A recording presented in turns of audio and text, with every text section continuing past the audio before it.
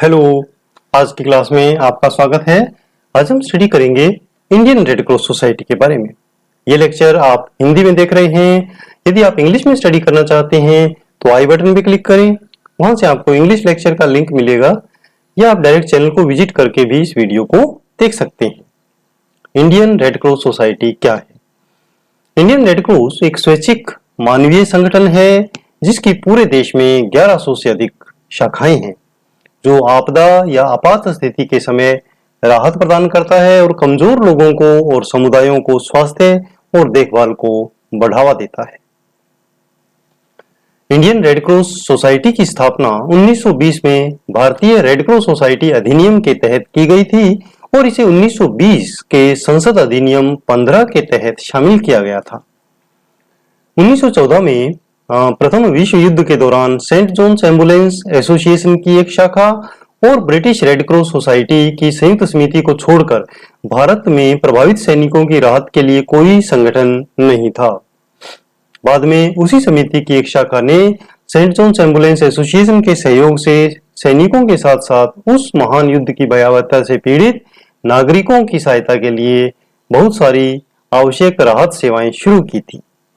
3 मार्च 1920 को भारतीय विधान परिषद में ब्रिटिश रेड क्रॉस सोसाइटी से स्वतंत्र भारतीय रेड क्रॉस सोसाइटी के गठन के लिए एक विधेयक पेश किया गया और उसे क्लियर किया गया। ऑर्गेनाइजेशनल सेटअप को यदि हम देखें तो भारत के माननीय राष्ट्रपति भारतीय रेड क्रॉस सोसाइटी के अध्यक्ष होते हैं और भारत के जो स्वास्थ्य मंत्री होते हैं, यूनियन हेल्थ मिनिस्टर, वो इसके चेयरमैन होते हैं। वाइस चेयरमैन का चुनाव प्रबंध जो मैनेजिंग बॉडी है या प्रबंध निकाय है उसके सदस्यों के द्वारा किया जाता है। महासचिव इस सोसाइटी का मुख्य कार्यकारी होता है।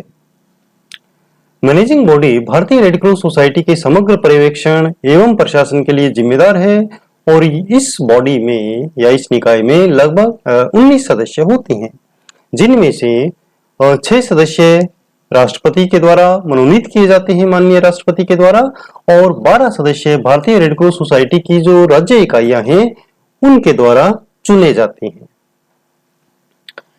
Functions of Indian red cross, यदि भारतीय रेड क्रॉस सोसाइटी के कार्यों को देखें तो वो उसी नक्शे कदम पे चलते हैं जिसपे अंतरराष्ट्रीय जो रेड क्रॉस सोसाइटी है वो कार्य करती है।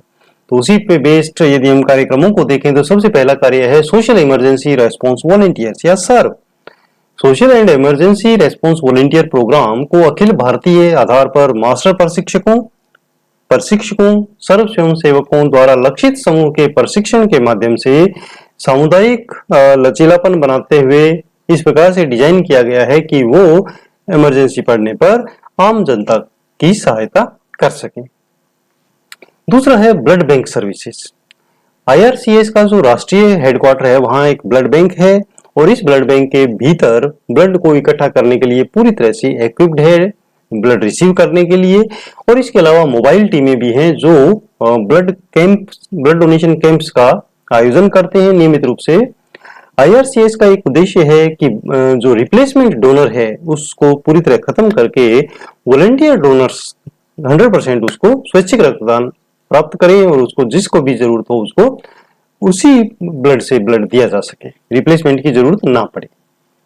लिवलीहुड प्रोग्राम या आजीविका कार्यक्रम 2016 में शुरू किया गया था। एक बहुवर्षीय साझेदारी शुरू की गई थी जिसका उद्देश्य है कि चयनित आईआरसीएस राज्य की शाखाओं में चयनित कमजोर परिवारों और समुदायों में आजीविकाओं की जरूरत को पूरा करने के लिए कार्य किया जाए।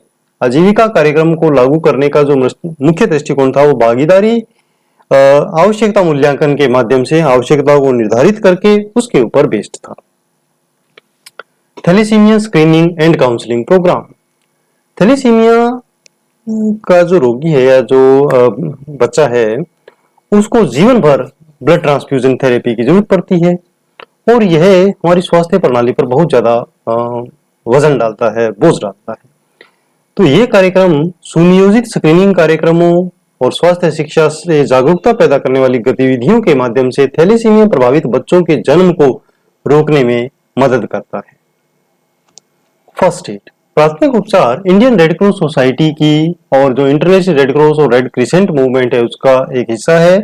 सबसे आम गतिविधियों में से एक है जो सभी राष्ट्रीय शाखाएं करती हैं। स्वयंसेवकों को प्राथमिक चिकित्सा प्रशिक्षण और प्राथमिक चिकित्सा देखभाल प्रदान करने का ये कार्य सुनिश्चित करती है। एजुकेशन एंड ट्रेनिंग प्रोग्राम, शिक्षा और प्रशिक्षण घर पर बुजुर्गों, विकलांगों और गंभीर रूप से बीमार व्यक्तियों की सेवा के लिए समाज में स्वास्थ्य देखभाल परिचारकों की जरूरत पड़ती है। इसके लिए इंडियन रेड क्रॉस सोसाइटी कौशल विकास मंत्रालय भारत सरकार के सहयोग से गृह स्वास्थ्य सहयोगी पाठ्यक्रम शुरू करने की तैयारी कर रही है और उसको एक ट्रेनिंग प्रोग्राम के रूप में पैन इंडिया बेसिस पे उसको लागू किया जाएगा। रिस्टोरिंग फैमिली लिंक्स, आर्थिक कठिनाई, आपात स्थिति, सामाजिक समस्याएं, वार एंड जो नेचुरल डिजास्टर्स है उसमें लाखों परिवार सेपरेट हो जाते हैं, टूट जाते हैं, बिखर जाते हैं। प्रभावित व्यक्ति अपने परिजनों से अलग होने की भयानक पीड़ा का अनुभव करते हैं और उनको यह भी नहीं पता कि वो कहाँ हैं, उनके सदस्य कहाँ हैं और उनके साथ क्या हुआ है और वो लापता रिश्तेदार को खोजने के लिए कहाँ जाना है, कैसे उन्हें संदेश भेजना है, ये सब उनको समस्याएं रहती हैं। तो IRCS ऐसे परिवारों को, उनके सदस्यों को खोजने में मदद कर रहा है।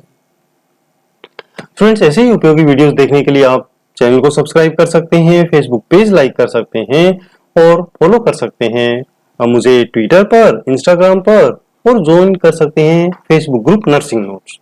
और अपने नोट्स बनाने के लिए mynursingstudents.blogspot.com इसे विजिट कर सकते हैं। धन्यवाद। आपका दिन शुभ हो।